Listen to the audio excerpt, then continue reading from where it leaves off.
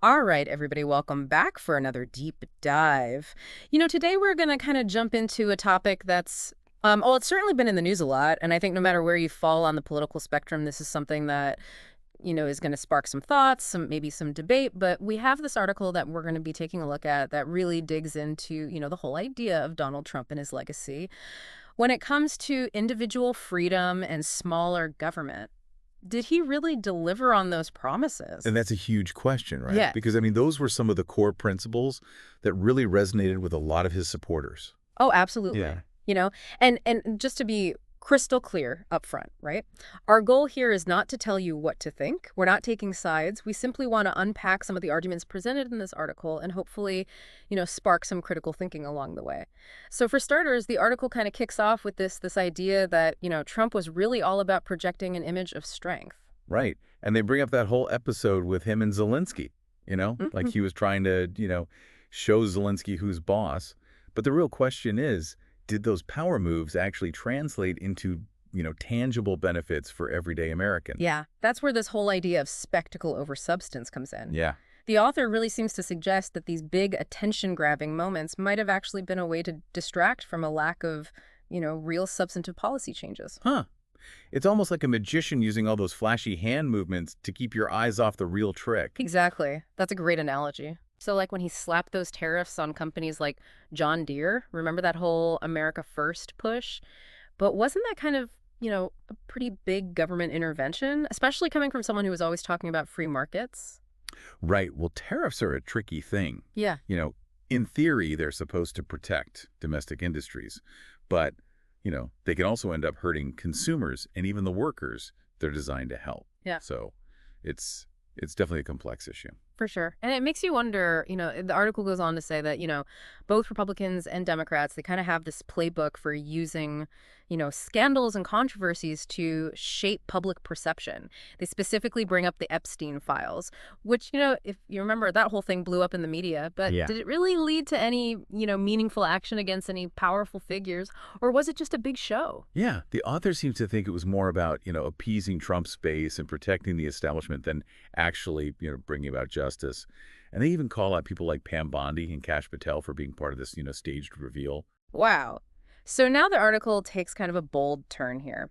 They start suggesting that, for all his talk about fighting for the everyday American, Trump might have actually displayed some, should I put this, some authoritarian tendencies. Yeah, that's a pretty provocative claim, isn't it? It is. They point to his support for, things like harsh punishments for drug dealers as evidence of this. I see. Well, I mean, it definitely goes to the heart of what the author's trying to get at here. Yeah.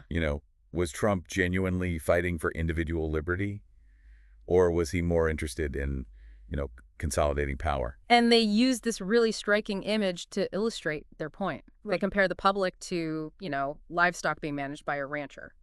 So basically, they're saying that people might feel like they're in control, but in reality, they're being kind of herded and manipulated. Yeah, it's a harsh comparison, but it definitely makes you think. And this kind of leads into another point they make. This idea that maybe, just maybe, some of Trump's supporters fell for what they call the enemy of my enemy is my friend fallacy. The classic trap. Right. Just because you oppose one political party doesn't automatically mean the other side is, a champion of freedom. Exactly.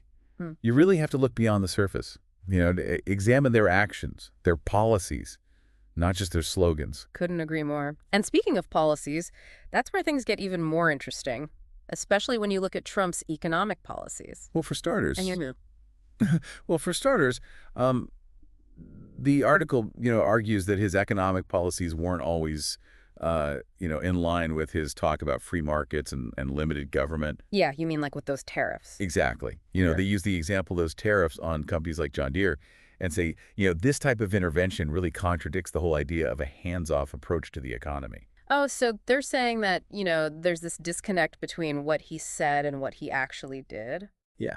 And it's important to note that, this isn't just about, the economics. The article connects this back to that bigger theme of, those potential authoritarian tendencies. They suggest that his actions, might have been more about, consolidating his power than actually championing individual liberty. Okay, I'm starting to see the bigger picture here. But, before we go any further, I want to go back to that metaphor that the author uses. Comparing Trump's rule to a plantation system.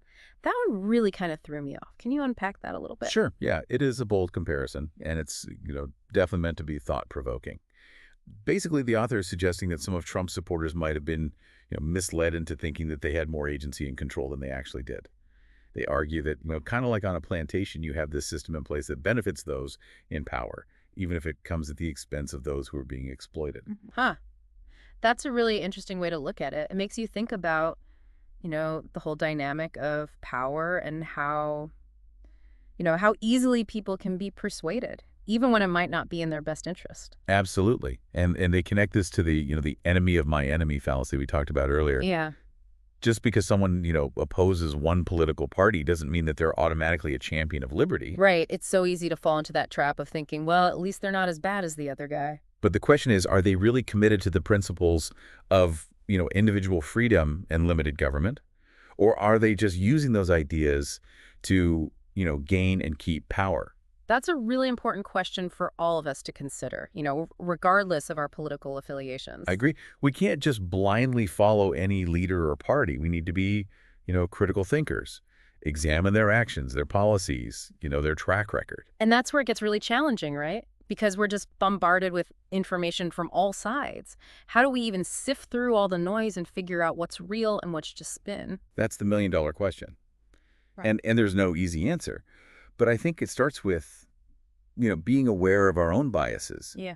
Being willing to challenge our assumptions and being open to, hearing different perspectives. It's like we're all living in these echo chambers surrounded by information that just confirms what we already believe. Exactly. And those echo chambers can be really dangerous, especially in this age of social media and, hyper-partisan news. So how do we break out of those echo chambers? How do we become, more informed and discerning citizens? Well, I think, a big part of it is just being more mindful about the information that we consume. Instead of just, scrolling through social media or watching, cable news all day, maybe we need to actively, seek out different perspectives, Yeah. read articles from a variety of sources, Yeah.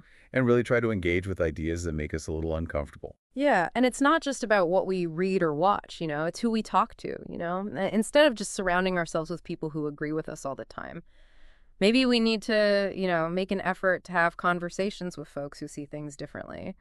It might be a little awkward sometimes, but those are the kinds of conversations that can really, challenge our thinking and help us grow. I agree. It's those moments when our assumptions are challenged that we really learn and grow. Yeah. But, speaking of challenging assumptions, let's go back to the main argument of this article, If Trump's presidency was really all about performance and spectacle, what does that say about the future of American politics? Yeah, that's a big question. And it's a little bit scary to think about, but, maybe if we can recognize the power of, spectacle and manipulation, maybe that can actually empower us to demand more from our leaders. If we're aware of the tricks, we're less likely to fall for them. Absolutely. Yeah. Instead of just being passive consumers of political theater, we become active participants. Yeah. We start demanding substance over style, action over rhetoric. We start asking tougher questions, holding our elected officials accountable. Yeah. And, maybe even rethinking the way we, engage in political discourse. Yeah. It's not about scoring points or shouting down the other side. It's about, having thoughtful, nuanced conversations, even when we disagree. And maybe, just maybe, those conversations can lead to some real meaningful change. I hope so. I really do. I think Yeah. we, the people, we have the power to shape the future of our democracy. But it starts with each of us, being informed, engaged, and willing to think critically. I couldn't agree more. Well, this has been quite the deep dive. I feel like we've covered a lot of ground today and explored some really complex and, sometimes controversial ideas. And we didn't shy away from those tough questions. We really dug into the arguments presented in the article. We unpacked that thought-provoking plantation analogy. And, we even challenged some of our own assumptions about leadership and political engagement. So hopefully we've given you, our listener, plenty to think about. Remember, our goal here isn't to tell you what to believe. It's to give you the tools to analyze information for yourself, come to your own conclusions and, engage in more meaningful conversations about the things that matter most. So keep those critical thinking caps on a beetle. Stay curious and, never stop questioning the world around you. Well said. Thanks for joining us on this deep dive. We'll catch you next time for another fascinating exploration of ideas.